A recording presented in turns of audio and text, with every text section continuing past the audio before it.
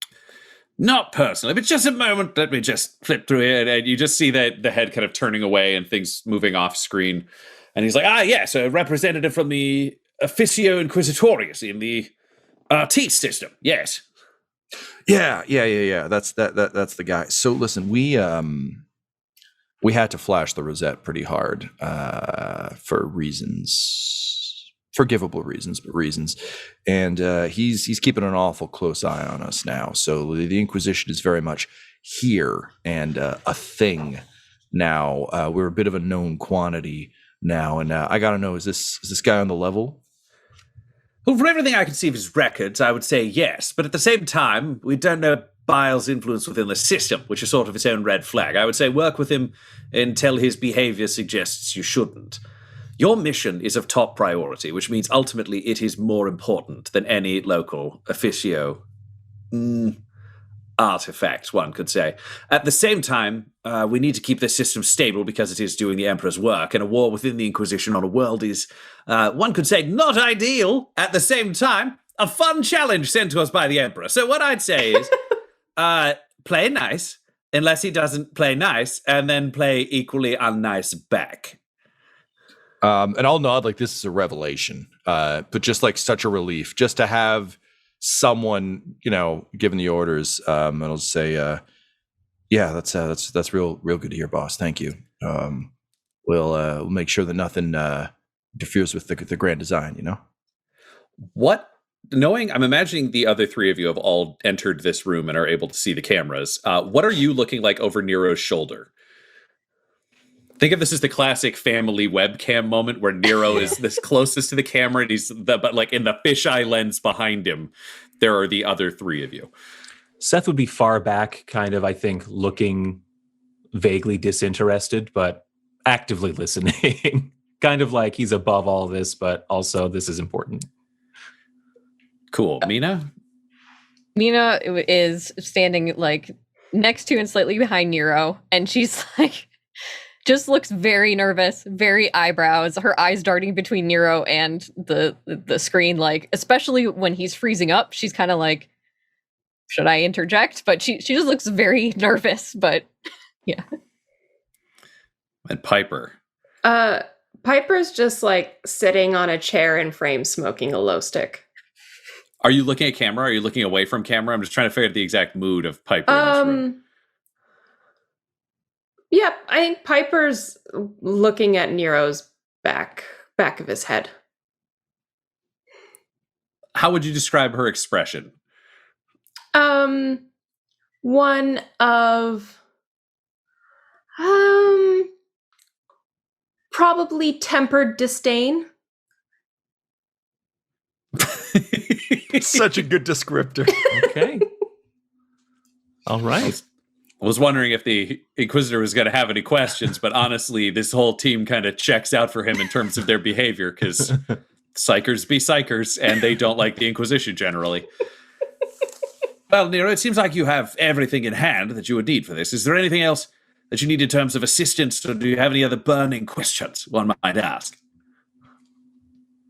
And I'll gesture kind of to Seth and Mina. Honestly,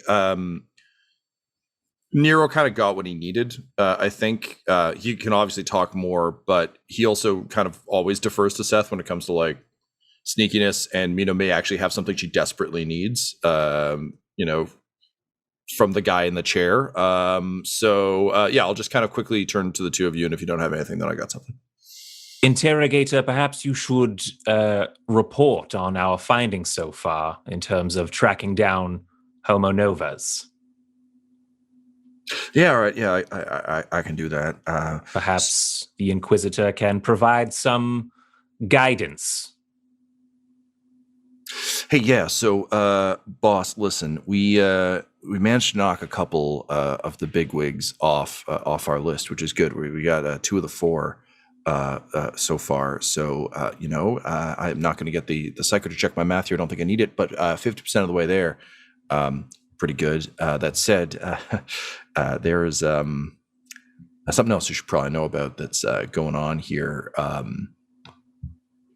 And like, I'll start to like pale a little bit as I keep going, but I'm like, there's the tall fellas, with the shooting the metal, pointed ears. And I'll finally just kind of give him, be like, we got a bit of an Eldari situation going on here, which isn't ideal.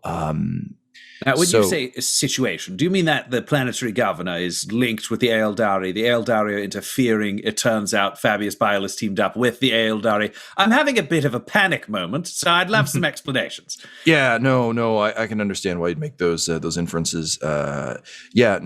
Someone, and don't worry, I killed him real good, but someone brought in some Eldari combatants into an arena fight we were in.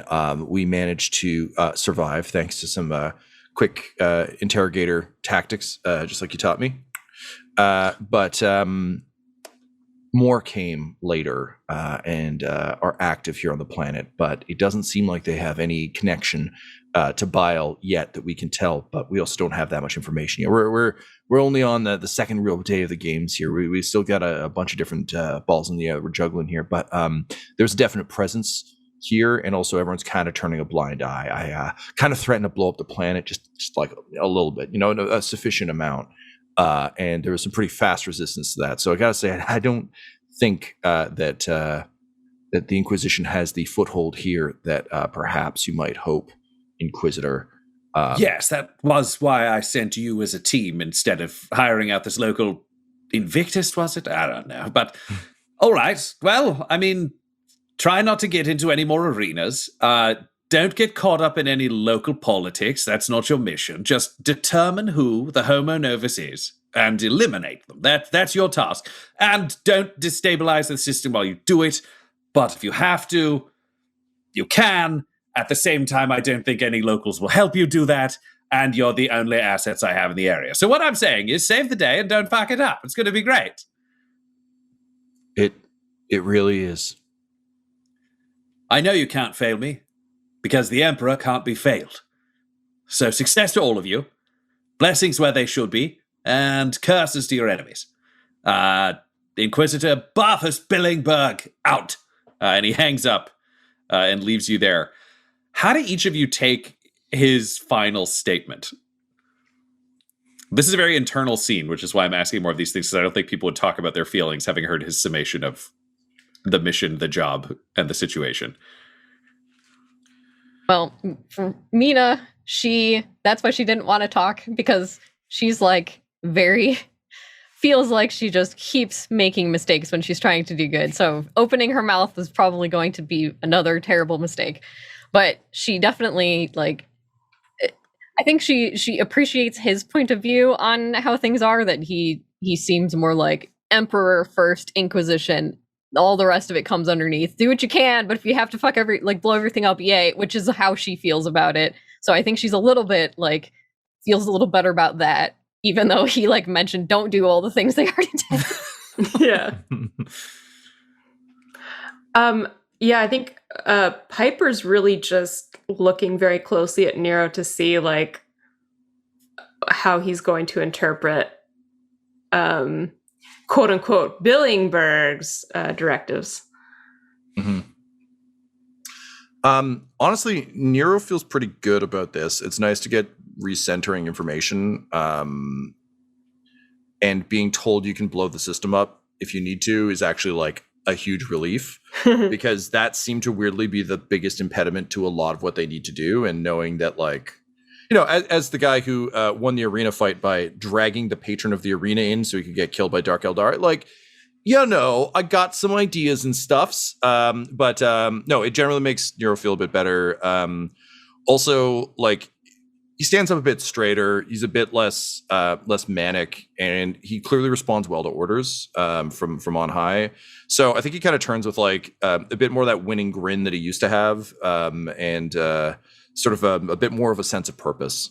And tossing the noodle cup and presumably half a house's worth of water, just kind of over his shoulder into a bin, just kind of claps his hands together and rubs them and just says, well, I mean, you heard the man. I guess we should get back to work.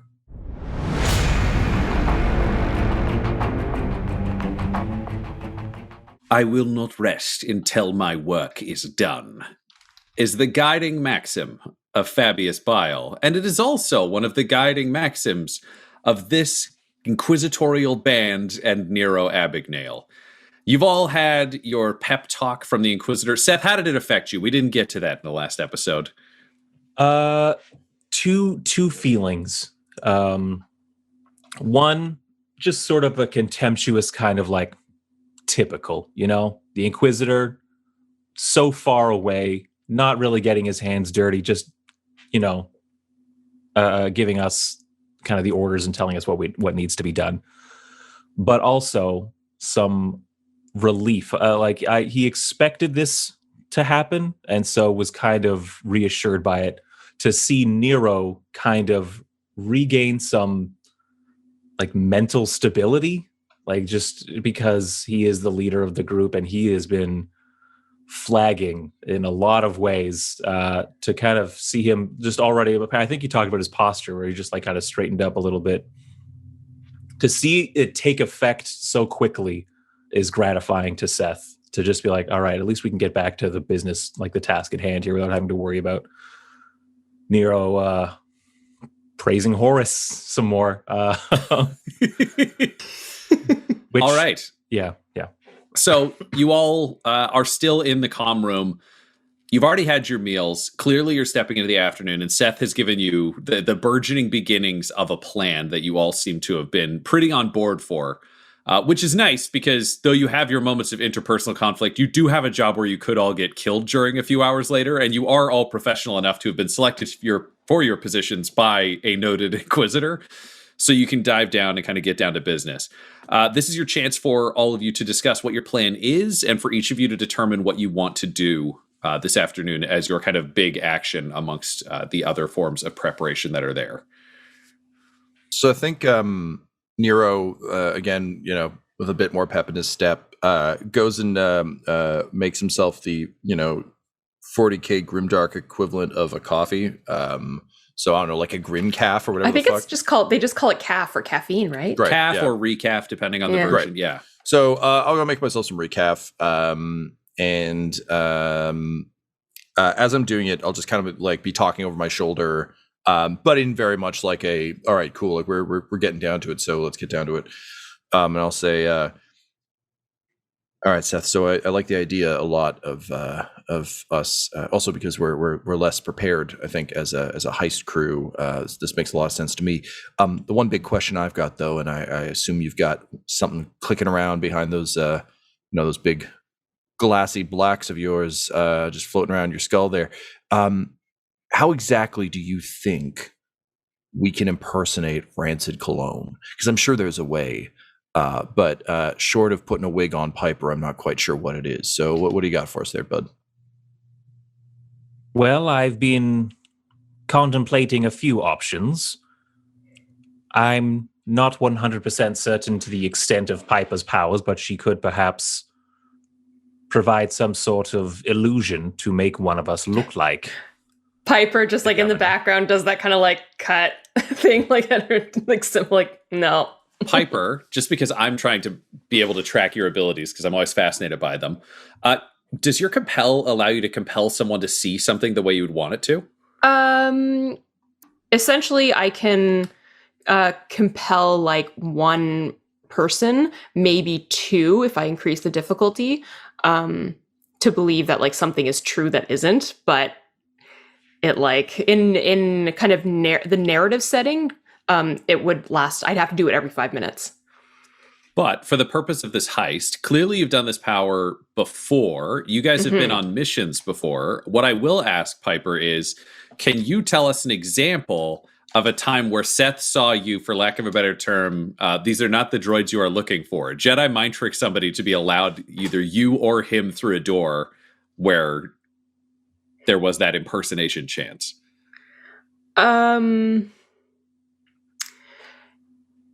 Yes. I think the Piper has used this on essentially when we've had to not reveal ourselves, and it was like absolutely essential. And we didn't have this like potential cultists like threatening Piper's mind, where she's basically told like docking bay guards to like gain entrance, which is like essentially like, we're supposed to be here. Like that's kind of what she does. And they're like, yep. They're supposed to be here. Move along. That's pretty much it. Nice. Let's say there was one particular docking attendant that you had used throughout a mission who was a woman by the name of Kazimot Frex. Oh, that's cool. All right. And I would say you look back at him and just say the name Kazimot Frex. And for you, Seth, you then you remember that this stuff has been done before, but it was always on an individual person. So she can't play her powers over a crowd. But if you wanted one person to drop something off to quote unquote Rancid, that might be possible. Right. So under specific circumstances, that gambit could work. I was also considering our supply of disguises to perhaps create a physical duplicate of the governor. Although I'm not sure if even our supplies can duplicate that level of character. I mean, like, look, I've got like makeup and stuff and like contact lenses, but it's just to basically convince people that like, hey, I'm not a psyker, without like having to use like my like powers. Look, I just want to make sure we haven't taken this off the table yet, because I still think it's a solid option. We could make a wig. Seth, can you roll me? I was going to say, Seth, can you roll me a either a Streetwise or a Skullduggery? Difficulty 2. Streetwise or Skullduggery? Buddy, let's go with the Streetwise. Difficulty 2, you say? Yes. Okay. 1 success, 5 advantages. Great. 2 possibilities. One that you would think of off the top of your head is Rancid is essentially a mindless body in a wheelchair, so you don't necessarily need a fake Rancid. Or if you did need a fake Rancid, you have the premier Magos biologist of this system 2 floors down. Oh, shit. Who has joined your band and has all of his equipment in-house. Grow us one. It's one. Yeah, I was gonna say, like, I think the reason you had to mention that and not Seth just like thinking it up kind of on his own is like he was worried that like any changes made by the biologist would be permanent. Oh, that's a very reasonable fear. So again, these will be things Seth is now aware of for this conversation, because I am a weird repository of in-world lore that I think your characters would have access to, but is not a realistic expectation of you as players. So yeah. Adeptus biologist, is that right? He's a Magos biologist. Magos biologist? Because it's a division within. So they're the Adeptus Mechanicus is like anyone who uses machines for anything. He's a Magos biologist, so his specialty is the human body and anatomical systems. They're replacing them with augmetics, but it's all kind of physically, anatomically based. Another option outside of our conventional deceptions would be to enlist the services of our in-house Magos biologist to create some sort of governor homunculus, or to alter one of us physically, surgically, perhaps with the caveat of returning us to our original form after the fact. I mean, realistically, a homunculus does sound like a bit of an upgrade from the current situation, so not fully opposed to that. I mean, I would suggest like we could do either Mina, since like obviously she's not doing very well with like talking, and like Colon like isn't. No offense, sister. It's just you said it yourself. I may not be the best at talking, but I would think that considering the circumstances and all of the weapons probably aimed at us, you would like me to be there to be battling. Oh, that's a fair point. All right. So, I mean, my other suggestion was going to be me. So, well, Piper, I think you might actually be onto something there. Mina, you're right. If there's a fight that breaks out, we're definitely going to want you in there. But since we aren't allowed, I mean, I was talking to Abacus, and there's no fighting allowed in the ballroom. But I can imagine if, we went through all the trouble of a heist and we put, there's an old term we used to throw around in Ventus called a MacGuffin. So if we put the MacGuffin in the hands of, it's named after Hieronymus MacGuffin. He was a real asshole. Anyway, if we put the MacGuffin in the hands of fake Gazzy Colon and they figure out that he's fake and they get real mad, they might want to start a fight. And who better to be able to defend against that from the chair? And he'll just gesture broadly at you. I can't believe you're suggesting this. Yeah, I'm not actually, Piper like, suggesting it. I know, like, I'm even regretting, like, suggesting it. I'm like, no, we keep up the ruse, and, like, the Sister Mina can, like, defend the quote-unquote fake Cologne if that comes to that. I think I should do it. I'm inclined to agree, especially if you're hesitant to use your psycho powers. I am. And you are. Then this is another way to make yourself quite useful. And I'll just nod to Warden and be like, hey, big guy, gonna need you to roll along with this because this is our best shot. So if, stuff goes bad, and I'll point at my forehead, with her, psychically, make sure you're shooting the real Piper, not the governor, and also don't shoot Piper unless you have to. I know we've been over this, but I really can't stress enough how useful she is. So, and then I looked to Warden and I said, yeah, and don't shoot anyone either, like even Nero, unless it's like really necessary. And I'll just kind of like smile in like an okay, sure, and just casually flick the rosette between my fingers as I'm like to do what I need to flex. Piper rolls her eyes. Warden ignores Piper and looks at you, Nero, and all of you see this because Warden is not a subtle man. Warden just raises a hand and taps his fingers on his chest in that Morse code you all understand. And he says, if you are taking Piper, you need me to join the heist crew. I can't watch her. Have the Magos put a bomb in her brain. And I'll stop twiddling the rosette and just stare at him. Motherfucker, you got plans like that, and we've been letting Seth come up with them? Full of surprises. I was wrong. This isn't a Tuesday. This is a Wednesday at least. You don't need a bomb in my brain. Just come with your frickin' sword. And he grits his teeth and says, I won't be there to shoot you. Someone needs to be able to take you out for the good of everyone else. Well, someone will, right? Yeah, whoever's got the dead man switch on the bomb. So I think we're in agreement. We transfigure Piper. You did want some leadership, right? Transfigure Piper's appearance. Mina, you seem like the most stable person in the room, which is kind of shocking given your upbringing. But we'll give you the kill switch if things go wrong with Piper. Blam, blam. Emperor's your uncle, Praise be, we did it. Warden, you're on Team Heist Crew, I guess. Piper, is there anything we can do to make this less unpleasant for you? Yeah, not put the bloody bomb in my head. Okay, other than that. Actually, I'm okay with Sister Mina having the kill switch. I figured you might be. Okay, great. So, sounds like we got ourselves a plan for Gazzy. Now, what do you think the rest of us should do? And I'll look to Warden. And of course, he's not going to respond. But for a hot second, I really hope he's got something for us. And then in disappointment, I'll just kind of turn back. Did we decide that Gazzy's going to know? That has not been discussed decided. that. I guess I'll address that. Yeah, I still have an image of black bagging him and just throwing him out a window or some shit.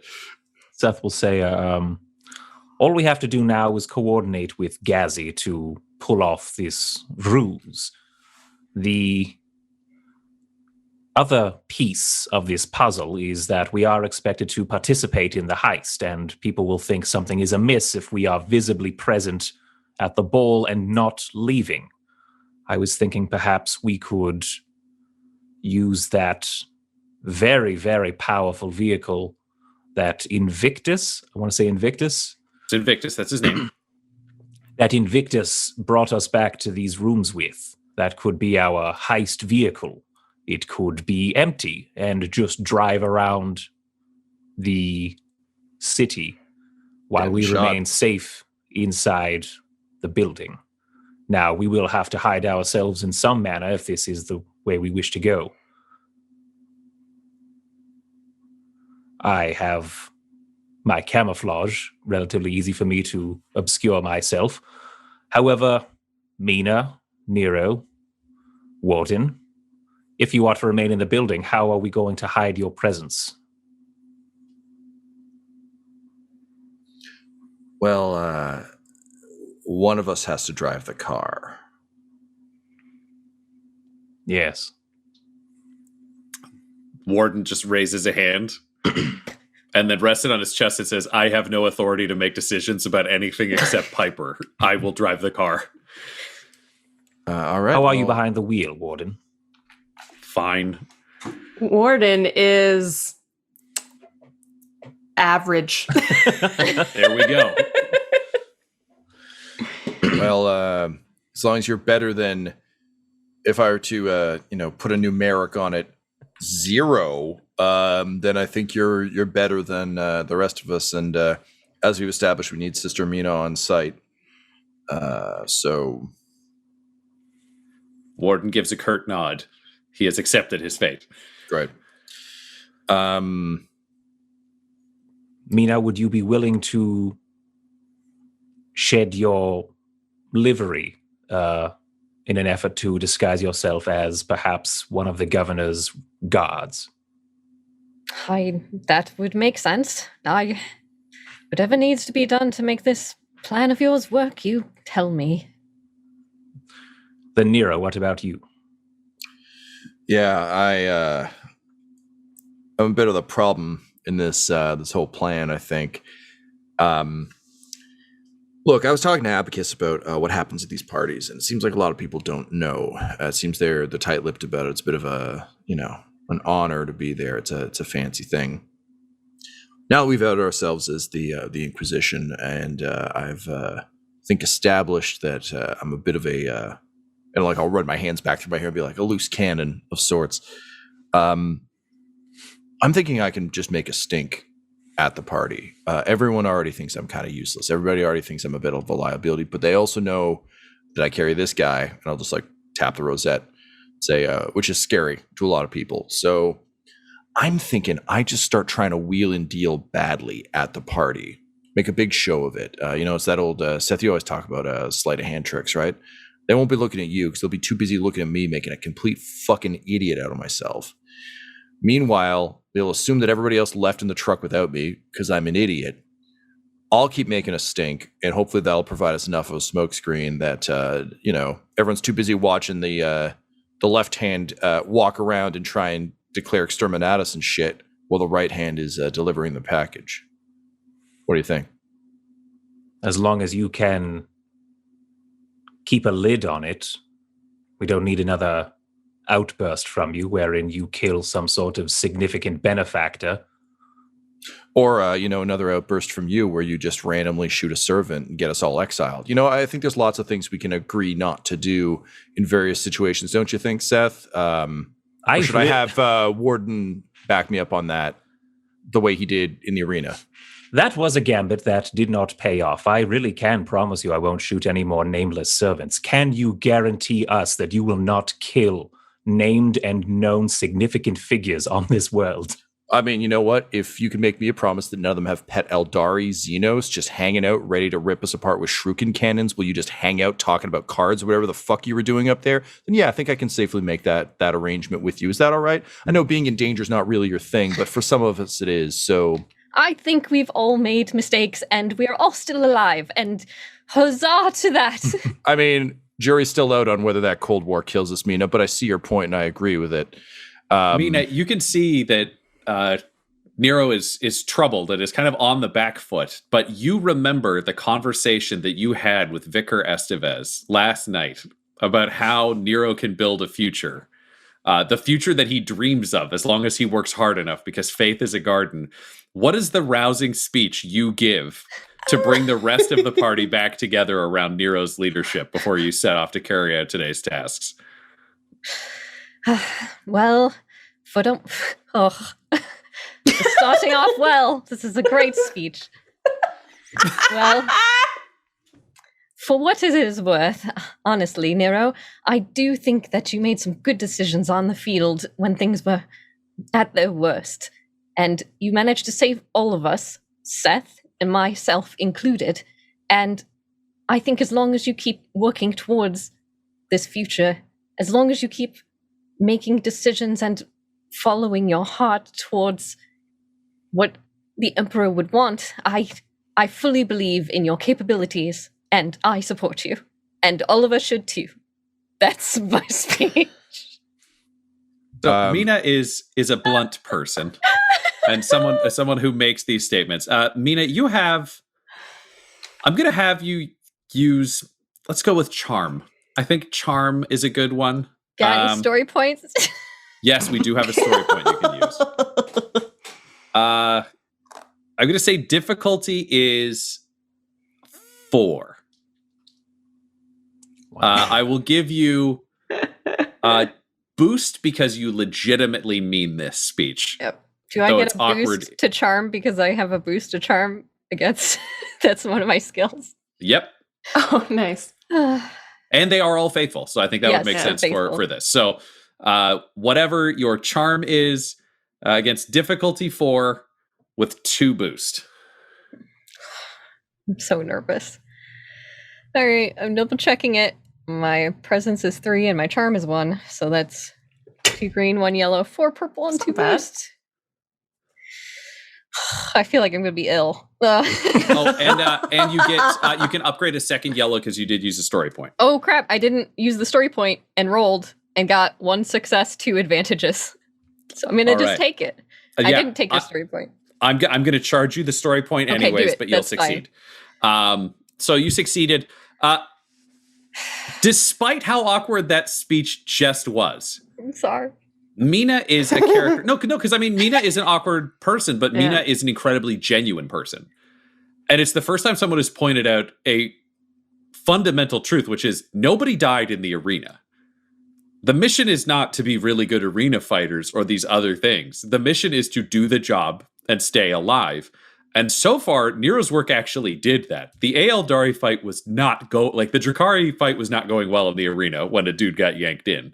Yeah, and actually that was something that legitimately Mina has been thinking about ever since then. Like, she didn't get a chance to talk to Nero because he went to sleep, and then but legit, like, when the Eldari showed up and it went sideways, she was like, I am dead, and he might be dead. So she legit, like, that is extremely sincere of, like, you made the right choice. And I think that is what rings through for everybody. So it doesn't mean you've changed your fundamental opinions of Nero, either Seth or Piper.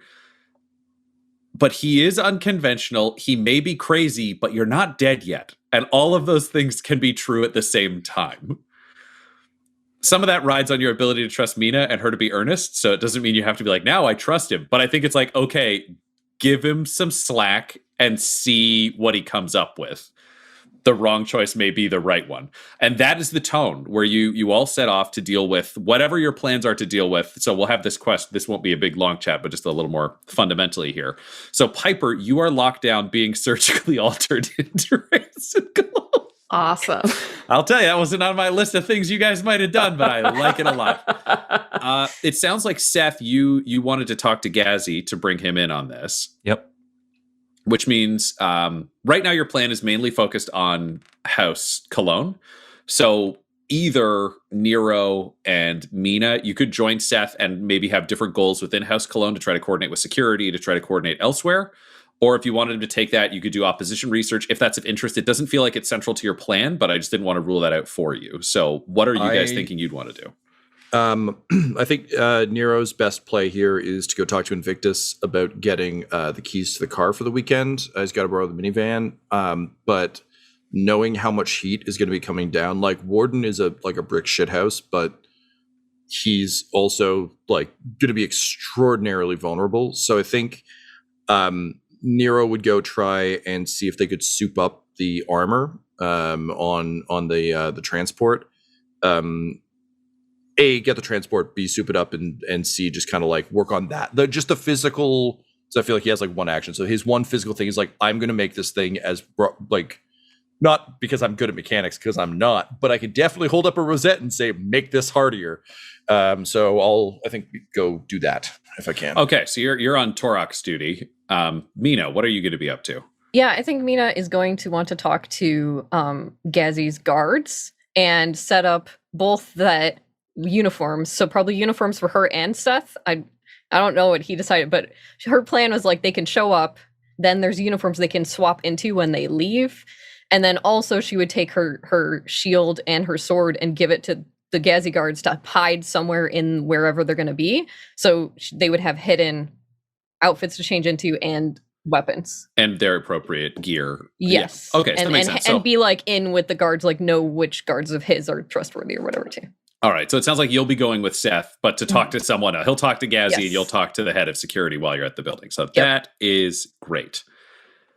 Let's start with the Torox, because that feels the most localized for the day, and we can go through that. So you're going to talk to Invictus, correct? Yeah, just because it's his ride, and he's clearly established that he is the one kind of holding the reins of all the inquisitorial boons we can get on planet. So great. When you enter Invictus's floor, he is one floor down from you. He is the fourth floor. Everything about his apartment is unsettling and uncomfortable. Every bathroom door is open. They all smell a little bit off. His bed is unmade, and his underwear has just been thrown on top of the bed. He leaves books lying around. There's a fireplace running, but he didn't open the flue, so there's just a weird 6 inches of smoke around the roof, but he's clearly had things disabled. It's as off-putting and as uncomfortable as you would imagine based on the conversations you've had with the man. Though, Nero, you've proven to be a little more resistant to his effect than your companions. You had a conversation with him and were capable of having some kind of emotional connection. He is currently pacing in tidy whities, reading a giant book that, as you look, you can see there are actually two data slates set as either of the flip sides of this book with the inquisitorial symbol on it. He's still wearing his goggles as crazy, despicable me man, and he's just pacing around talking to himself as real interesting Kournos, yes. Invictus, hey, hi. Sorry to interrupt. Yes, what can I do for you, fellow servant of the Inquisition?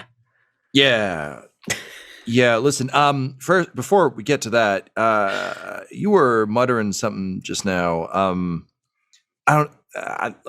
Far be it for me to tell you what to look into and not, but if I can give you a word of the wise, maybe keep that one inside, don't say that name out loud so much. Yes, there could be physical microphones. I'm so used to being immune to the so-called warp powers of hearing or whatever the fuck those weirdos use. Yeah, but honestly. This is true. There could be a microphone. And he turns and you see him looking around paranoid, and you realize he has 4 nipples. They're on his chest as almost a line just of nipples the whole way across. Interesting. The Emperor doesn't make mistakes. This seems fine to me. I'll just kind of observe that and give him a proper, generally, I think like quaaluded up DiCaprio, like sort of shocked eye meme, and then point at them, and then just kind of pull my finger back and go, "Hey, listen, yeah, okay, so just don't say that guy, the Count guy out loud, please, or at all, really, just leave that alone." But look, I need to borrow the Torox for some inquisitorial business, with the houses and all that. Okay. Right. Okay. But here's the thing. We've got a very important asset going in that vehicle, and I know it's hardy. I know it's bulked up. I want to add twice as much because I think there's going to be a lot of hell raining down on that vehicle. So I need to make sure that nothing gets through. Interesting. I believe the alterations are possible, but there's a question of how much should we invest in the shell versus how much should we just put inside it with guns, yes. Yeah, so it's part of the heist, and unfortunately, that means that it has to seem like there's only 4 of us. And I think if we include more people, that's a big no-no on the scale of the rules as we understand them. So, So you're planning on following the rules for the heist? yeah, I feel kind of bad about how it all went down last time, and we still need some legitimacy to get as close as we can to some important people for, the business we're about. Do people not follow the rules of the heist very often here? Is that just another fun game for these people? From what I'm familiar with, it seems to be more break all the rules where no one can see kind of competition, as opposed to everyone follows the letter of the... It's really easy to get shot if you follow the rules and they don't, but if no one's knocking, then no one's cheating. Yeah. All right. Well, nevertheless, as I understand it, one well-placed rocket, one well-placed las cannon shot, and that vehicle goes up, right? So it doesn't matter how many people are inside. I want the guy who's inside to survive. So I say we bulk it up. At the same time that he's using Inquisition resources for a heist. As he's thinking, let's do a die roll to see how convincing this has been. Yeah, dude. Yeah, what would you suggest for this? I actually think I want to lean on interrogation, not because I'm interrogating him, but because I'm coming to him in my official inquisitorial time of need. Yeah, I think we've agreed that's kind of your read the room, find the right approach power. So I'm definitely down with that. All right, cool. So I got my 2 there. I will say difficulty 3. Mm-hmm. Because he is swayable, but he's also got his own opinions. He's a bit odd. I will give you 2 boost because he likes you, and 1 setback because technically this would be the Inquisition getting involved in heist business. Yep. Yeah, I think that's good on my end. We are out of story points, as I recall. You've got 1, and I've got 4 according to my notes. Okay. So I'm not.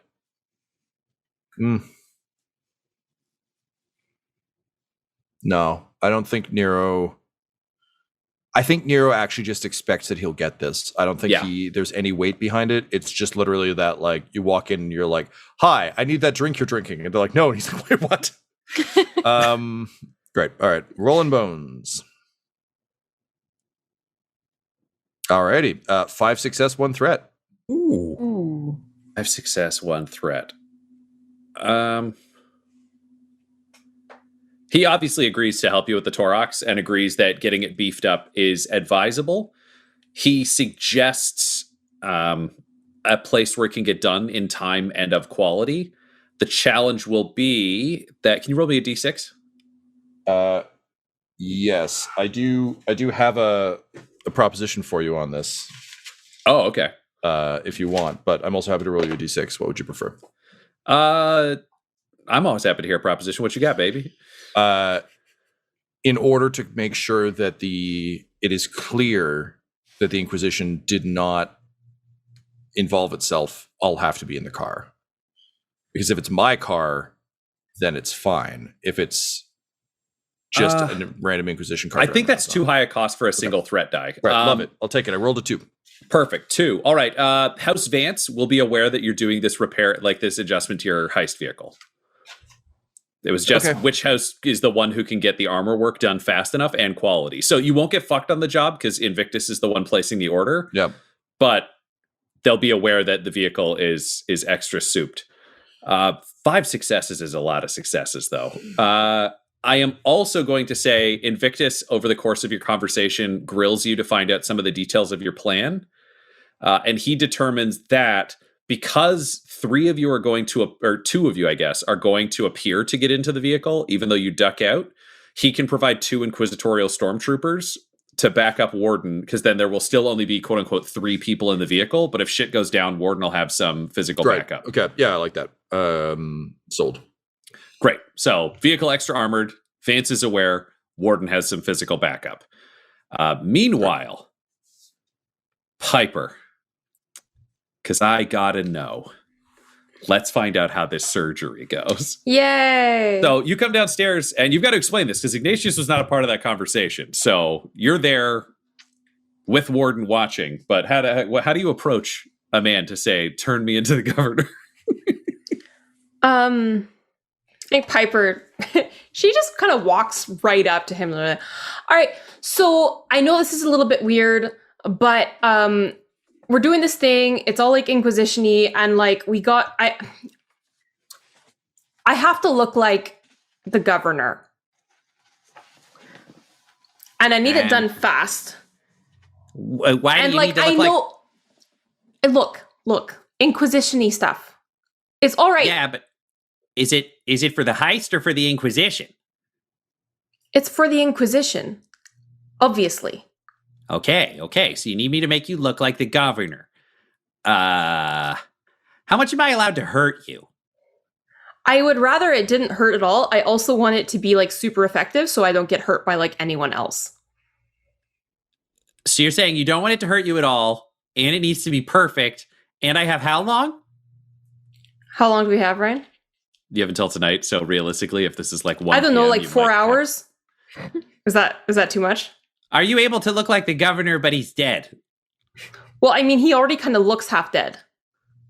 Okay, so you want exactly like him now. That's good. His prime would be more work. Ha. Okay, so... Yeah, no, like, literally, like, I'm not going to be talking at all. Like, literally just, like, if you can, like, let me blink, that's probably enough. So, is it also, okay I want to be able to go back to the way I look, because I like this. Oh, that's a big thing. I'm glad you told me. That would have been a real oops otherwise. So... You don't need to be able to move. I can kind of just like lock you down. I mean, it would be nice to have like some mobility, but like I'm gonna be like seated. So I mean, like as much as like the governor can move now, which as I understand it isn't a lot. You're giving me a lot of fancy scenarios, and I think I really need you to just kind of lock some of these down for me theoretically. So you're going to be in a chair, so I could paralyze you. And you're not going to be talking much, so you don't need to be able to talk, or you need to be able to talk. Do you have to paralyze me?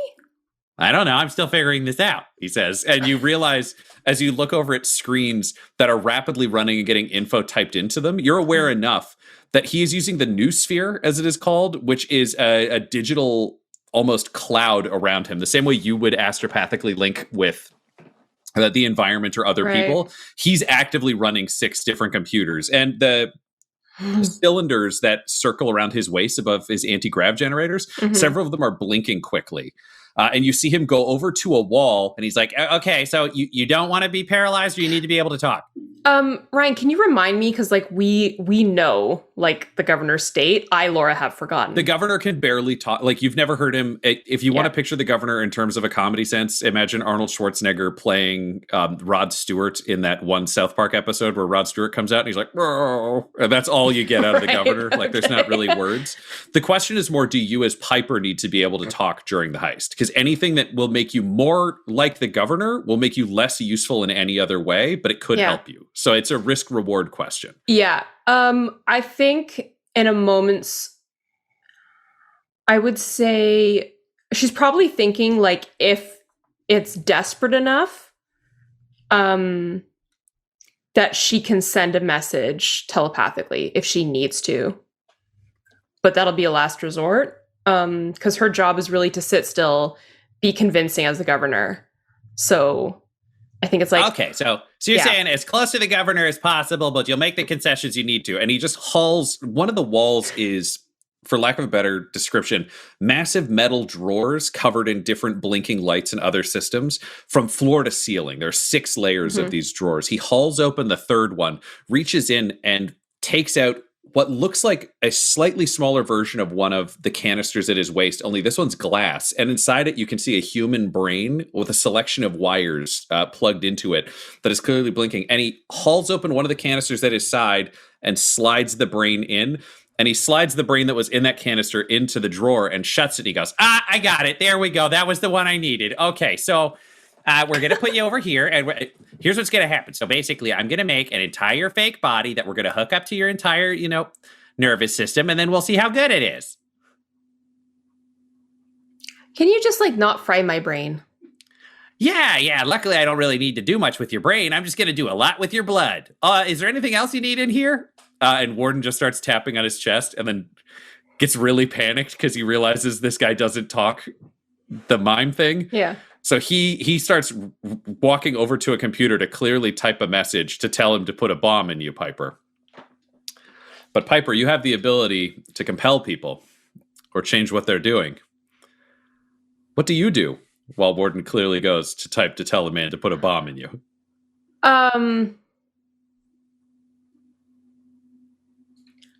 I think Piper has to play this really carefully because she doesn't want the bomb, but she also doesn't want Warden to think that she's like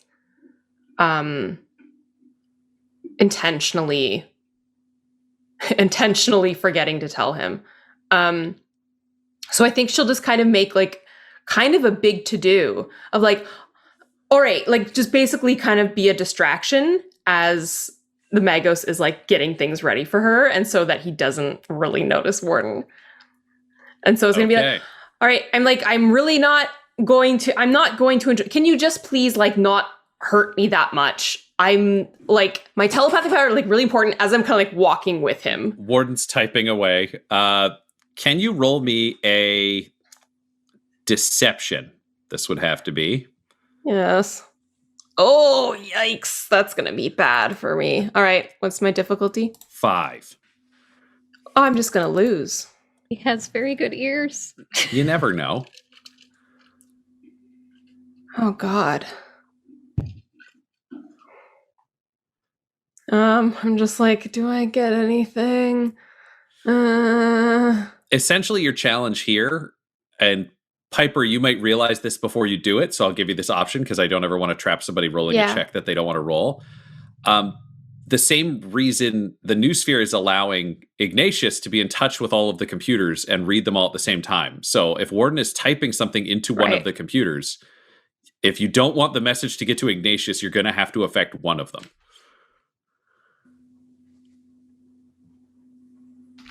Fuck. Oh, fuck.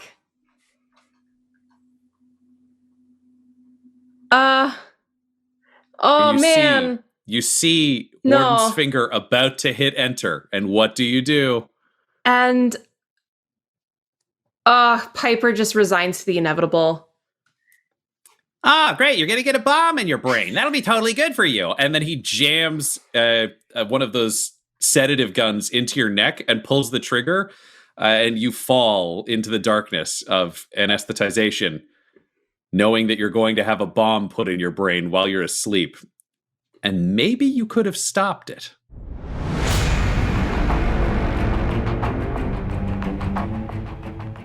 From the personal musings of Fabius Bile, recorded by his chirurgeon. Forewarned is forearmed, a favorite saying of the Phoenicians, I recall.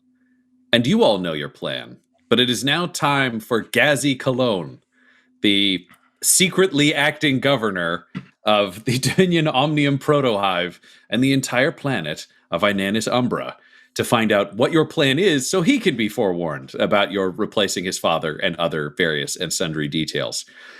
You both are given a ground car along with an escort, one car full of troopers from each of the 3 houses that are outside the Bolter Express. So it is an armed convoy in the sense of a small presidential convoy taking you to the Governor's Citadel at the center of the city. Again, the Governor's Citadel is the tallest structure that is present. It is at the very center of the hive.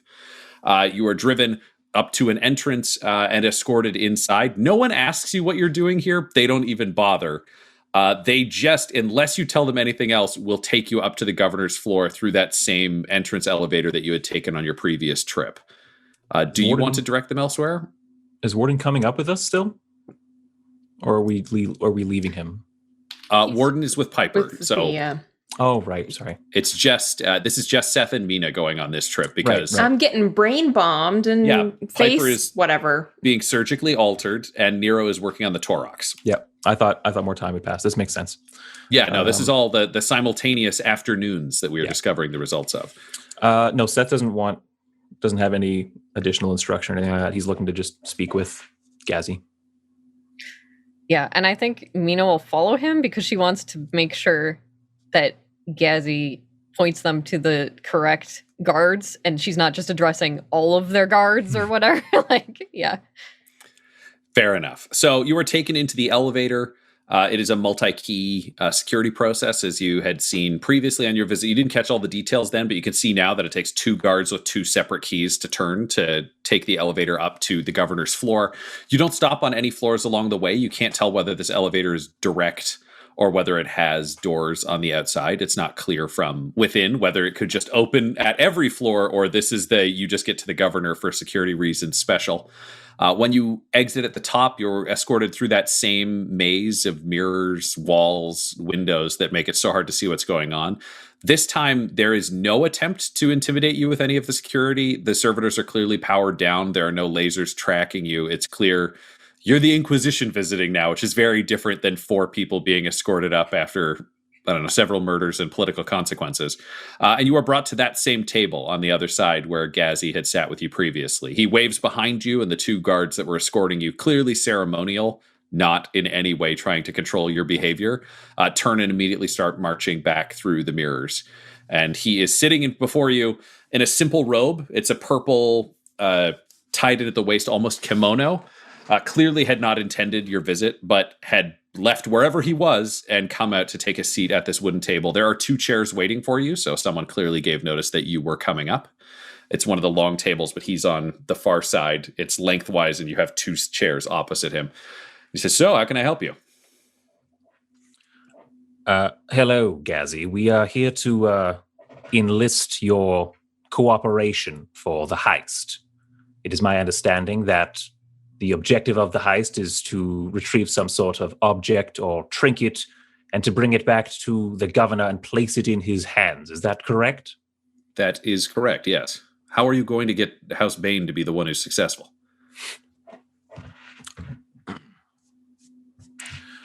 House Bane is not going to win this round. All right. We are. Your house is. But that means we're winning. Yes, and if it I'm does. going to become governor, I die, and the system devolves into civil war. That was why we needed House Bane to win. I don't have an army or a house of any real financial value. House Bane has put us on the back foot, along with a couple of the other houses. Favors are owed, blackmail is in play, and so we need to be put in a stronger position because we will be trading in favors. The end game is for House Bane to win, but we need to be useful to House Bane. We need House Bane to want what we have. All right, so you're hoping that we can win the governorship and then hand it over?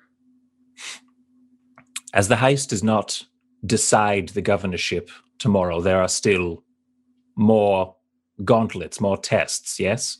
There's one more. There's one more. That will be the one that truly counts. So winning this gives us the best hand to play in dealing with House Bane, securing your future and the world's future. All right, there's a legal precedent if we can argue that they're more effectively positioned and they won the tertiary game. It's not impossible. It's not suicidal. It's just close. But they need to win tomorrow then. Yes. Okay, Yes. How can I help you? You're my team, so you've access to everything that's mine. If we're going to win this, we're going to do it right. Our plan is this. One of ours will impersonate your father. The rest of us will hide here. And one of the other houses' teams will deliver the artifact into our hands. And in doing so, we will then deliver it to the true governor. He is now looking at you like you're completely insane. How are you going to impersonate my father? It's already being taken care of. The Magus biologist is making the necessary cosmetic changes to one of our operatives. Okay. So traditionally, and this is kind of the big tradition thing, the governor is on a stage in front of the whole crowd, and then the item is walked up to him in front of the whole crowd. I can't really change that because they're going to know something is going on. So if you've got an imperfect governor, we're going to need to find an excuse to get my dad off the stage and then have whoever's dropping things off to your target somewhere else, I guess. Well, then unless they're perfect. If they look exactly like him, put them on the stage. As long as they can moan, I'm fine. I cover for him anyways. Well, this information may then prove useful to our ruse. My colleague here has discovered that House Vance is planning to initiate a sort of cold war with your house in particular. Why? I'm so careful. We keep everything balanced. I've seen some chatter, but it didn't make sense. What happened? I'm sorry. Well, all right. That's another way to respond. Seth, what are you sorry for? Sorry doesn't help in interplanetary governance.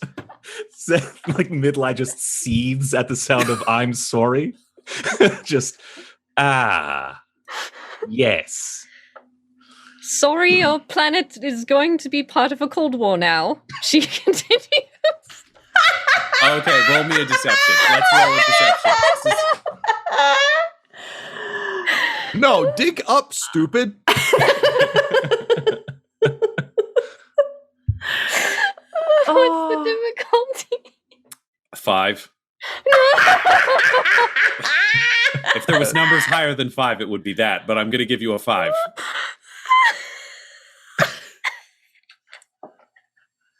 It would normally story points, but I'm not. Seth is like, there's no way to say this, Seth. Yeah. He balks kind of at it. It is bad. Admittedly, he's contributing to the 5. This is partially Nero's fault because I did teach her the value of apologies. Well, you taught her the value of forgiveness, but apologies don't always get that. I know. I'm a terrible teacher. We've established. I've made a terrible mistake. So it's 5 and 3 are reds because you're going up against his skill set politically. All right. I probably take strain for this too, don't I? Yeah, you take 1 strain. What? All talking to the politicians. That's how it rolls. All right. Yeah, because Let's she's see trying how badly I failed. to affect it. Yeah. Sorry. I'm going to give you a setback because Seth fell apart visually. Oh no. Hope we don't have to kill him. All right. Rolling this terrible, terrible roll. Yeah. 4 failures, 3 threats. That's pretty much what I thought. Well, I mean, no despair, so that's something. Thank you. Thank you, Piper. Appreciate it. So through some work that does not involve me or my father or the governance of this planet, I'm hoping it's Inquisition business. And he sees you wince and he's like, nope, it was something completely unrelated to your mission. You have now started a Cold War in a system that I had managed to keep peaceful for 10 years of a drooling man on the throne. Just to be clear, that's what we're doing. I'm going to need to speak to the gods that are going to be at the heist tonight.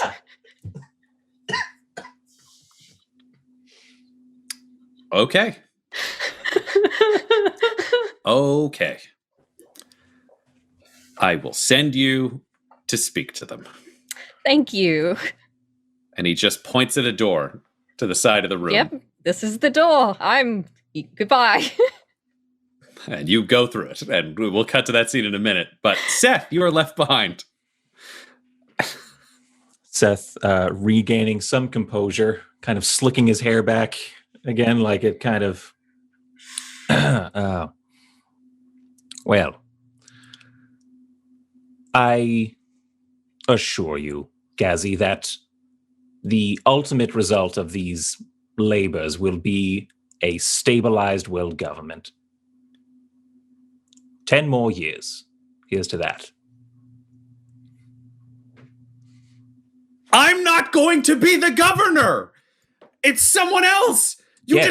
Lucia the moment Bane. I'm not governor, I'm dead! You just killed everyone in this fucking building! All I had is this job, and then put a sane person in this job. Only now I'm going to get completely fucking murdered. And if she has a shit claim to the throne, the Cold War carries over to her. Lucia Bane is campaigning on unity. I have spoken with her, I have been in her presence. She will stamp out dissension. And we, throughout these games, may be in a position to help her as well. Are you going to kill the other houses? I can't see how this ends well if you don't. That's Inquisition business. Whether or not we kill these other houses. What you don't know could be crucial to your health, Gazzy. All right, let's go with a... Ooh, I like this. Skullduggery. I feel like that is what this is. It's more than a deception. This is like criminal combination of coercion, threats, confusion, and lies. What I will say, so your difficulty will be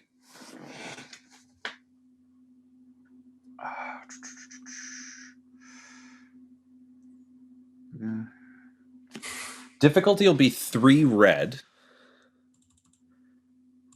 You will have your setbacks from trying to talk to a higher class person as a lower class person, yes, simply because you are kind of greasy, and the more reputable person in the room left after clearly being a problem. Double boost for the fact that you are legitimate Inquisition, because he is aware of that fact, and that's kind of undeniable. You do get to play the I have more information than you do card, even if it sounds like bullshit, and it might not be. Oh, sorry. I just want to see if it's 1 or 2. I think it's 1. I think it's 1 in either direction. Yeah. One feels right. And I'm going to spend a story point to add a purple to that as well. So difficulty will be 4, 3 of them red. Okay. You get 2 boost for Inquisition, and you get 1 setback for your social weakness with someone of his scale. I would like to spend a story point if it's available. Yes, it is. Okay. So I'm at 4 green, 1 yellow versus 1 purple, 3 red. Not great. 2 boost, 1 setback. 2 blues, 1 black. Okay. Let's see what happens. 2 advantages, 1 failure. We were close.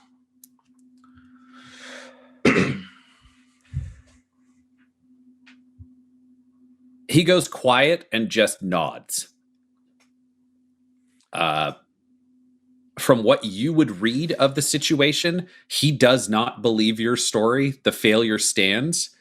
The advantage is he's not going to fight you on it right now. And it doesn't seem like he's going to turn on you and become an active enemy of the Inquisition. However, you know the cards you've played, you know the situation you're in. There's not going to be a lot of trust here in that you are looking out for his interests or the planet's interests. It's clear with the Inquisition card that you're looking out for the Inquisition's interests. Right. Which, realistically, he may have been a little naive to think that way in the first place. You probably think that, Seth. If he thought it was. Anyone who thinks their system is more important than the Inquisition, he's in a rare position to have that be true some of the time, but it's still not true. But yeah, you have stuck him in a mess and you know it. Yep. Where do you continue this conversation? What do you need from him? Cooperation. And if he's silent and nodding, I've got it. And I will basically outline some instructions that I need from him. And that I'll need him to potentially play along in the ruse if we don't have a perfect copy of the governor. We'll need him to play along that there's some sort of security threat, potentially by House Vance, and that the governor must be moved, be it temporarily or permanently, and that's when the switch will be made. Okay.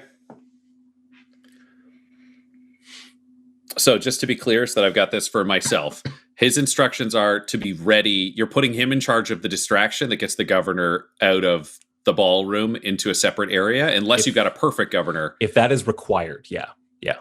Okay, so A plan, you bring perfect governor. B plan, he gets the real governor out of there, and you have a fake governor to deal with. I teach him a gesture of ours that we use for our silent communication that he can, so that I can also make that executive decision and signal to him.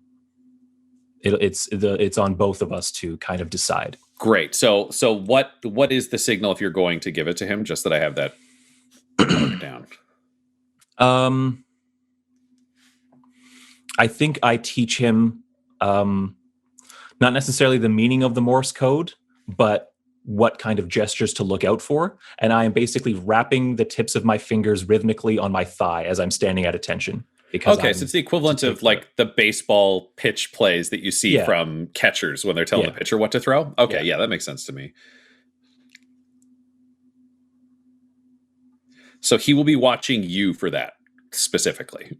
Okay, great. At which point he just says, "Are we done?" We are. The Inquisition thanks you for your cooperation.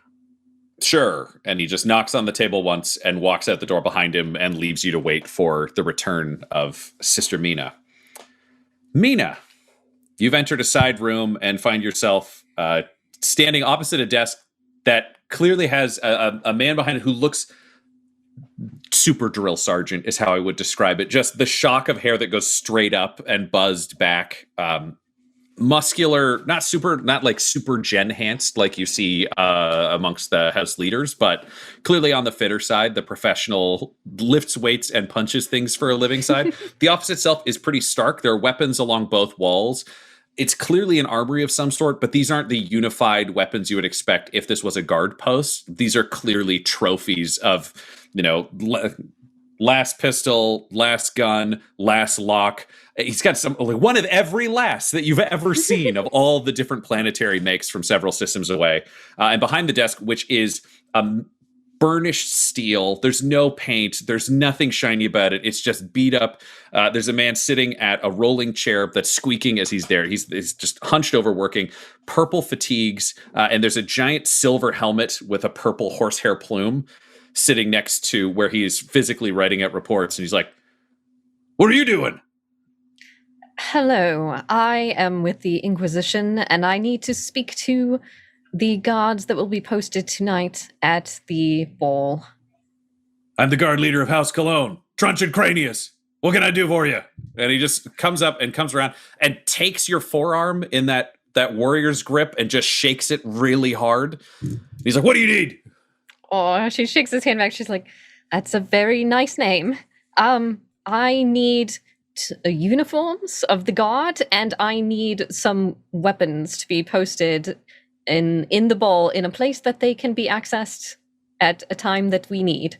"Here, you can have this gun right now. What do you need the uniform?" "I'll put the uniform. Sure, they're just outfits." And he hands you a giant, it's a portable las cannon, so it's very heavy, but he just jams it in your hands. If you drop it, it will go on your feet. So now you're just stuck holding it. Okay, she's just gonna hold. He's like, "Yeah, I can get you gear. What do you need it for? Who's coming in? We'll fucking kill him."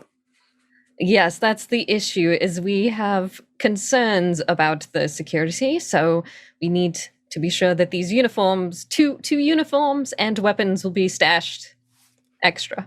"Oh, fuck yeah, are we having a house war?" And you just see him, he's like fist pump in the air. He's like, "I fucking knew it.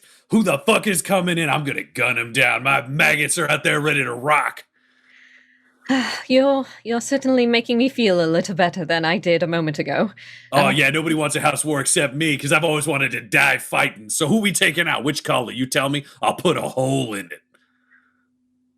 I agree with you. I also would like to die fighting, but preferably not tonight. So I cannot give you more information than that, but I will be on the lookout for you at the ball so I can tell you more if I need to, since I know that you are ready to fight and ready to die for this system. "Oh yeah, I'll get those boys locked and loaded. This is gonna happen. We'll get the whole house on lock. Extra guns, extra killing. I'm calling in the mercs. This is gonna be amazing. You let me know which house when you get here. We'll burn them all down." Well, I think it would be grand to have more people in waiting, but please do not change the current configuration of who will be attending the ball, because we don't want to show our hand. You understand? Can you roll me what skill do you think you're using to try to convince him? And I'm not trapping you with charm because I don't think that's where you're at. No, I would accept a melee light for this actually because I think it's you talking to him as because you were talking to him as a pro. I think this represents your military experience and the idea of if we show up heavy, they're going to know we're going to shoot. Yes, makes a lot of sense. Yes. Difficulty for this I will set at 2. Okay. I will give you. He's pious, so you get your boost for the fact that he's religious, and I will give you a setback because you were telling the security guy that stuff is going to go down, but not bring extra security. Right. Okay. All right. I got that. That's my melee light. So I've got 2 greens, 3 yellows, 2 purples, 1 blue, 1 black. That feels right to me. All right. 1 success, 2 advantages. Just sneaking it in there. All right. We'll keep everything the same, so nobody needs to know except those who needs to know. Exactly. I will have your uniforms for you. And are you giving me the weapons, or do you need me to? You could show up with weapons. You're the heist people. Oh, I was told we weren't allowed to bring weapons. Well, you're not supposed to kill anybody in the ballroom because people miss and then shoot rich people. But if you could carry them in. Oh, all right. Well, do you want like an extra big gun? Yes. Perfect, you can have that one. And he just points to the last cannon that's in your hands. Well, and I need you to place it in the ballroom. So I'm not carrying it in. Yeah. We'll put it somewhere nice and sneaky for you. And perfect. He takes the last cannon from you that you were struggling to carry, but for him, it's just up, flip against the wall. He's like, anything else you need? I think this is the first person that Mina is like, this is an attractive man. And she's like, thank you, that is perfect. I truly appreciate your help. All right, then. Get out there, kill some heretics, and we'll take down whatever coup's going on later. Oh, thank you. That's quite reassuring. Emperor bless. She bows and leaves. Perfect. You bump into Seth, who's on his own, and the two of you get to ride the same elevator back down. Truncheon himself, I guess, will escort you back through the mirror maze. You're both trying to remember some of the path. Can you both roll me a perception? I'm going to say it's difficulty 5, 3 yellow. This is not going to be a critical one if this tanks. I just want to give you the off chance that you may be able to learn some of this maze in case you need it at a future point. 5, 3 red? Sorry, yes. So 5, 3 red is what I meant for the difficulty. Yeah. Okay. Yeah. Whew. 4 failures, 3 threats. Nothing for me. +2 boost to perception. I didn't apply those, but fuck it. 4 successes, 3 threats. 4 successes, 3 threats. Wow. Nice. What I will say for you, Seth, make a note. This will give you 2 steps towards learning the path through the maze. You're not going back out the same way that you came in this time, and you have the ability to spot that. So clearly there are multiple successful paths, which also means there are multiple routes that you can get lost in. In terms of the threats, I will say that you notice that there are a few servitors that are active that you had not spotted on the way in that are clearly always live. So you know that mistakes in this maze, even if it's deactivated, can get you shot or killed if you are to come through this, even stealthily on a sneak mission. Okay. And then you're back in the elevator and on your way down. Truncheon has his own golden key that he wears that clearly overrides the other two, and he sends you down without having to ride with you. You both have this awkward, long, creaking 40K elevator ride, having just experienced the things you've experienced. What's the elevator ride like? How does this go? Seth will remain motionless and silent, but has something if Mina utters like even a syllable. No.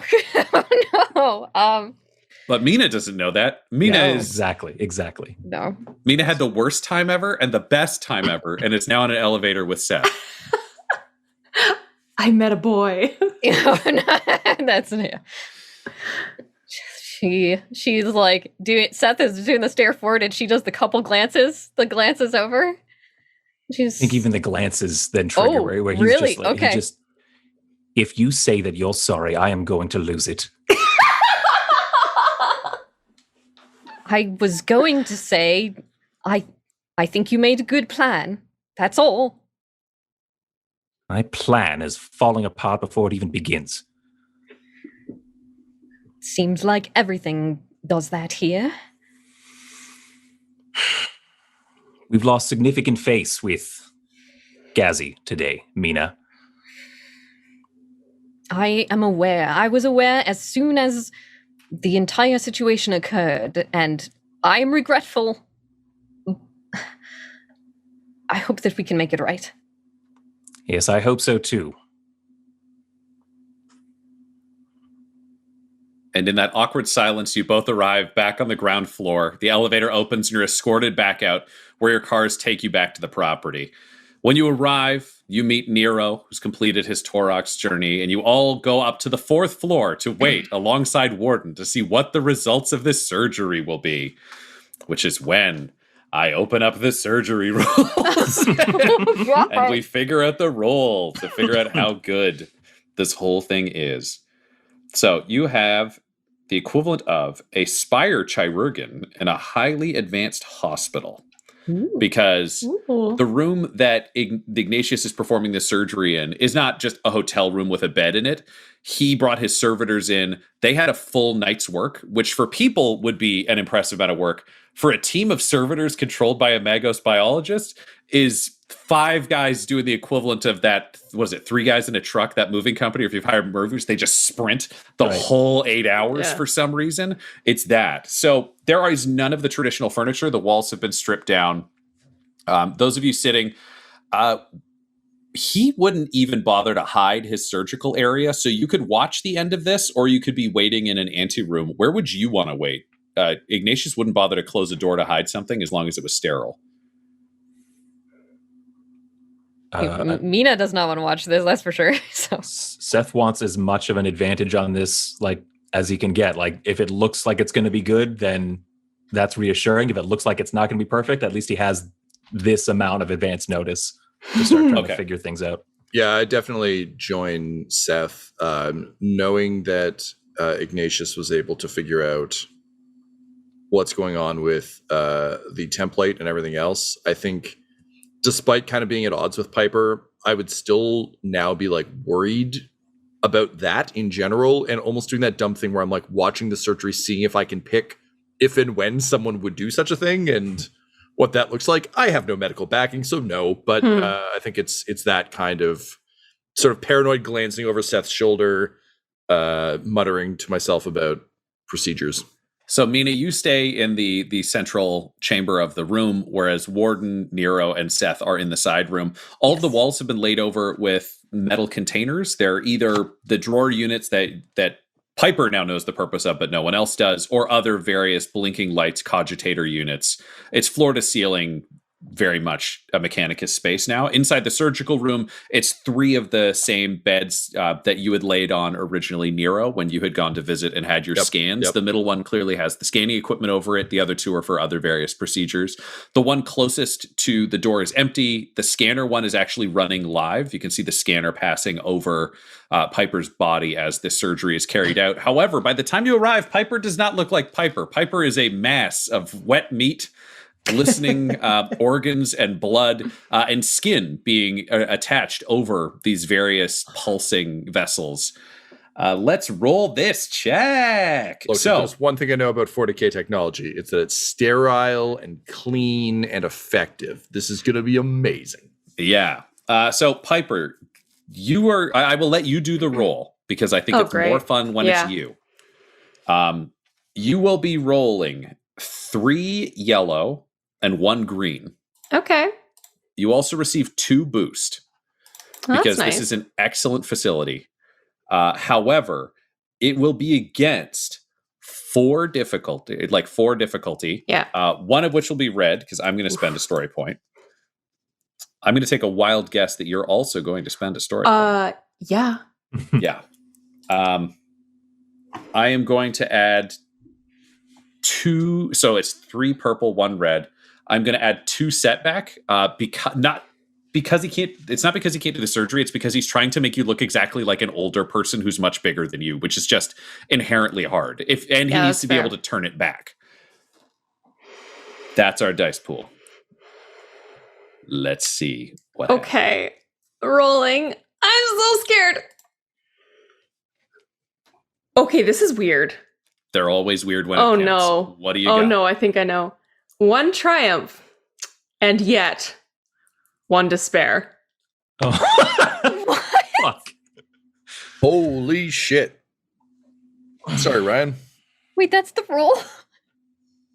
Yeah. Because they don't cancel. The triumphs and the despairs happen regardless of. They can theoretically cancel each other out, and then this is a wash, but it's more interesting with the triumph and despair. So we're going to go with the triumph and despair that balance. They don't cancel. So Yeah, they go through regardless. the success and the Both failure of things them happen, cancel, yeah. but But both the triumph effect, happen. yeah.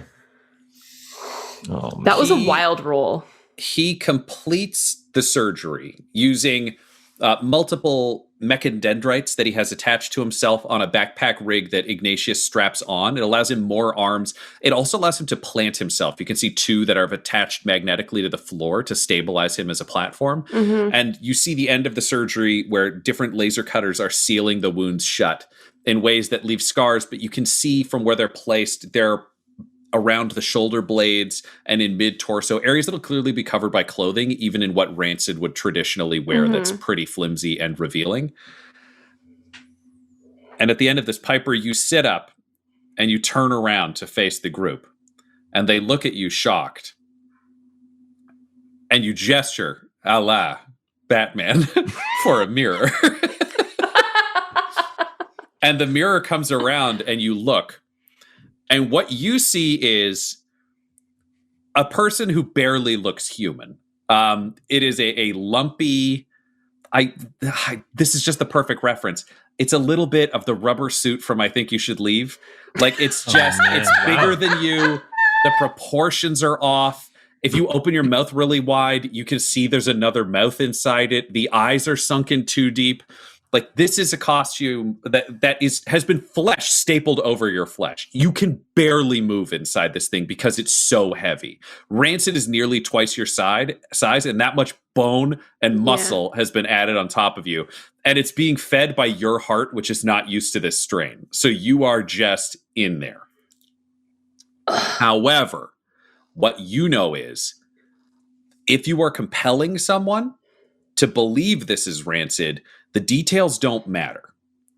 And this suit has all of the proportions completely right, which means you don't have to sell them on this random person is Rancid. You have to sell them on this face is Rancid's face. And that will make this so much easier for you to convince 1 or 2 people who come into the room. So you will never be able to get away with being Rancid in any sort of public forum. But your odds of succeeding if they can get someone into a room with you are astronomically good. To the point that, like, we'll do a check, but it should be a breeze.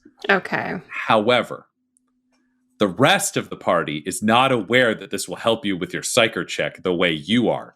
They see a lumpy potato nightmare of living flesh.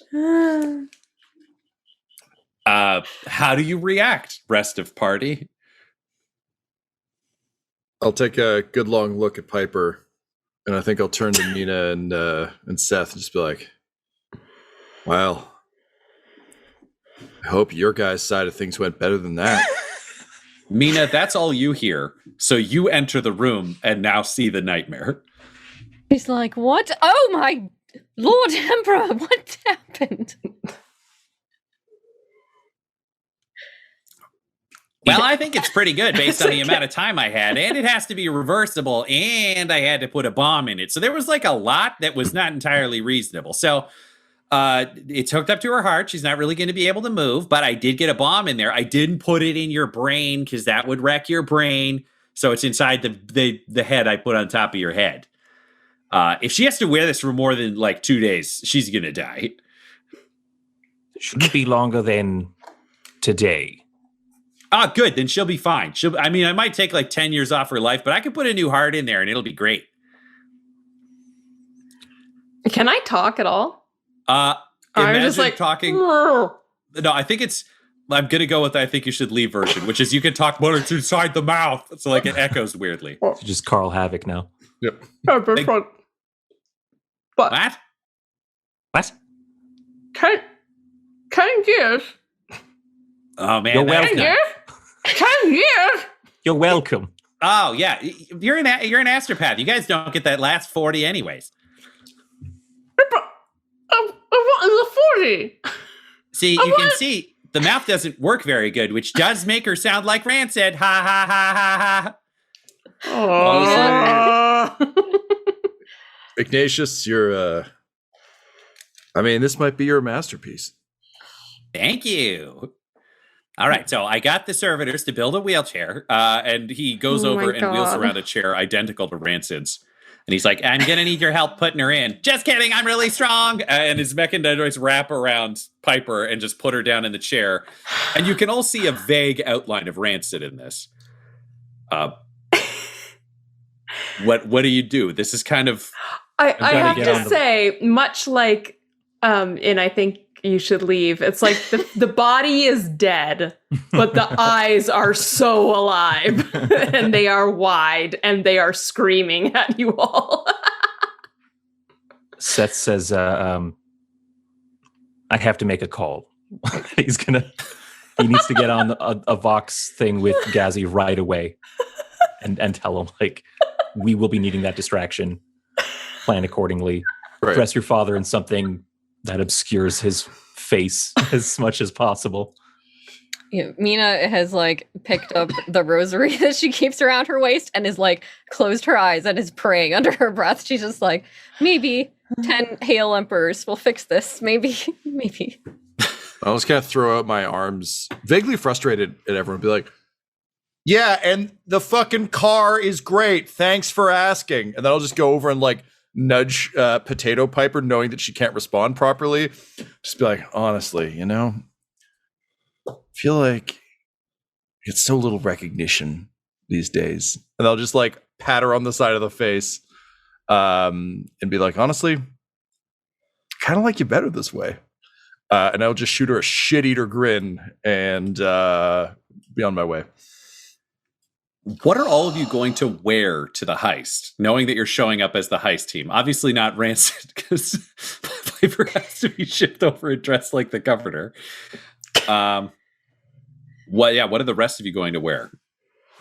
Are you just in your traditional uniforms, or are you going to dress up? And jacket, yeah. My long coat with my Enforcer Carapace and Camellia Line camo.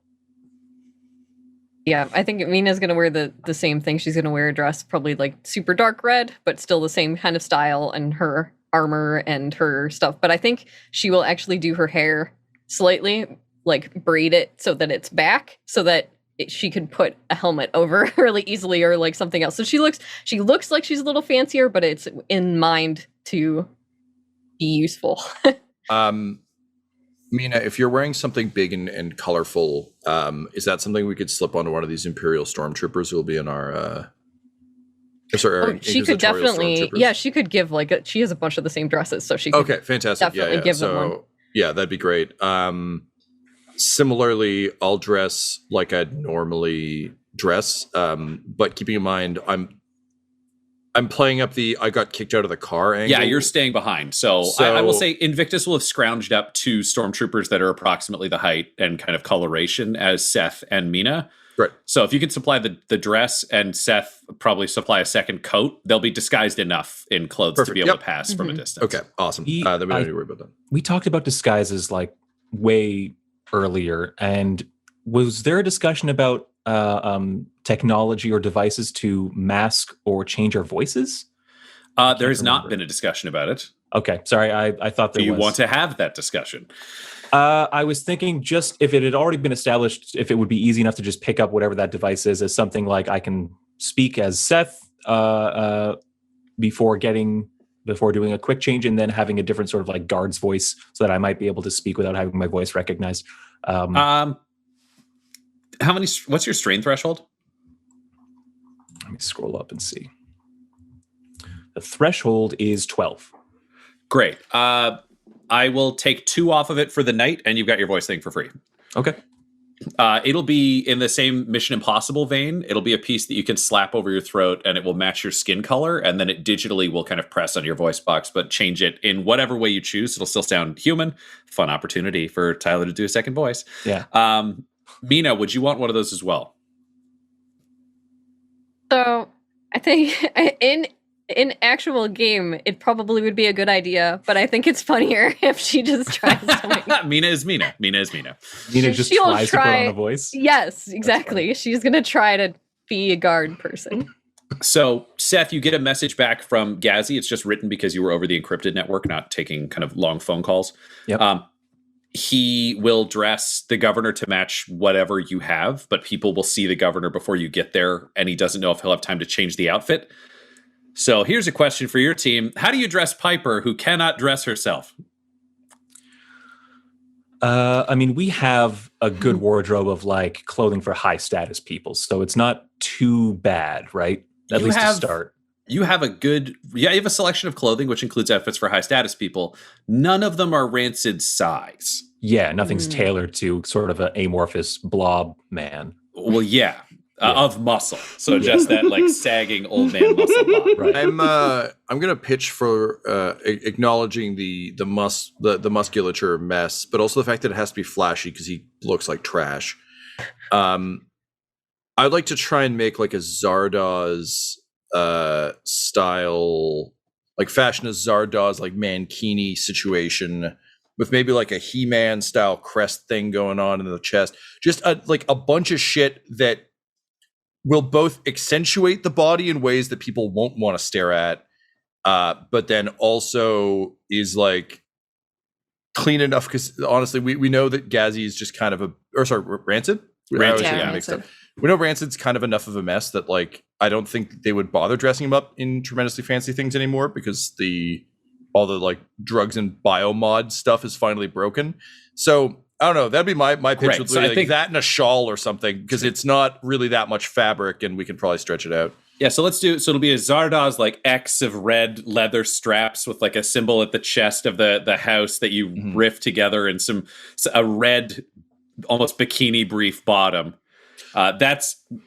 If I can have one extra thing, I will give Piper one of her like cigarette sticks. Like I'll just jam it through both the mouths awkwardly. There we go. Because as much shit as I like to like kind of rub in the wound, I'm also aware of how unpleasant this all is, and it's one of those small creature comforts. It's really the only thing we can do for her. So make sure she at least has that jammed in the weird Popeye mask. Oh, that's nice. Yeah. So Piper is smoking while her flesh uniform is weighing her down, and this is happening. Seth, what do you add to the outfit?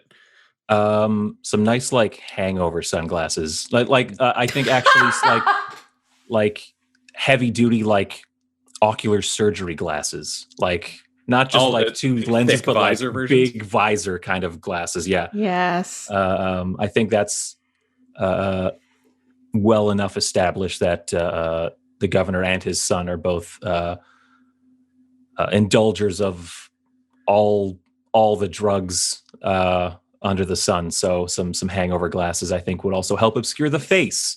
So that's kind of the goal there. Great. Mina, what do you add to the outfit?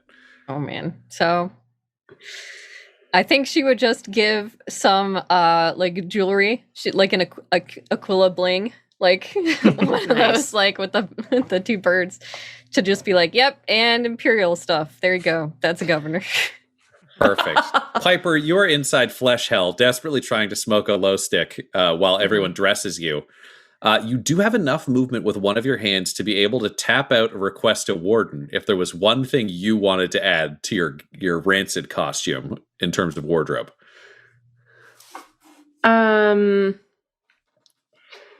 Ooh. I don't even think she's not even focused on the clothes at all. I would like her to use the opportunity to just be like, make sure Mina gets the kill switch.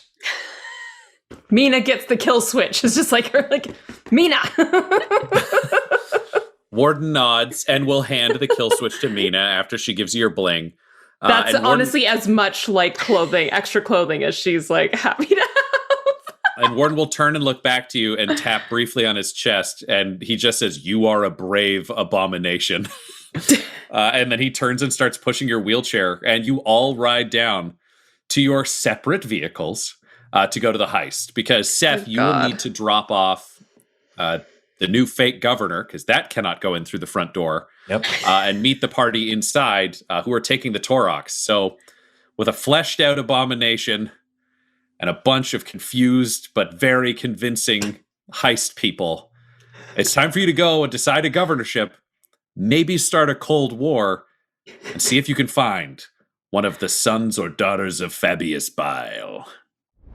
This episode of the Valentyne Heresy features Tom McGee at McGeeTD on Twitter as Interrogator Nero Abagnale, Laura Elizabeth at EL Hamstring on Twitter as Piper Fairley, Tyler Hewitt at Tyler_Hewitt on Twitter as Seth Corbyn, Del Borovic at Deltastic on Twitter as Sister Olianne Mina, and our Game Master Ryan LaPlante at the Ryan LaPlante on Twitter. This episode was edited and mixed by Laura Hamstra, and the Valentyne Heresy's show logo was created by Decapitated Markers at Decapitated Marker on Twitter, that's MRKR. Our theme song is The Hordes by Megan McDuffie, and our ads use the tracks No Control and Chiefs by Jazzar, JAHZZAR, provided by freemusicarchive.org. When it comes to Dum-Dums and Dice, you can visit our website at dumdumdice.com. Our Twitter and Instagram are at dumdumdice, and on Facebook at facebook.com/dumdumdice. We have merchandise available at redbubble.com/people/dumdumdice, and most importantly, you can join our Patreon at patreon.com/dumdumdice. That's DUMBDICE. Ave Imperator, and death to all the heretics.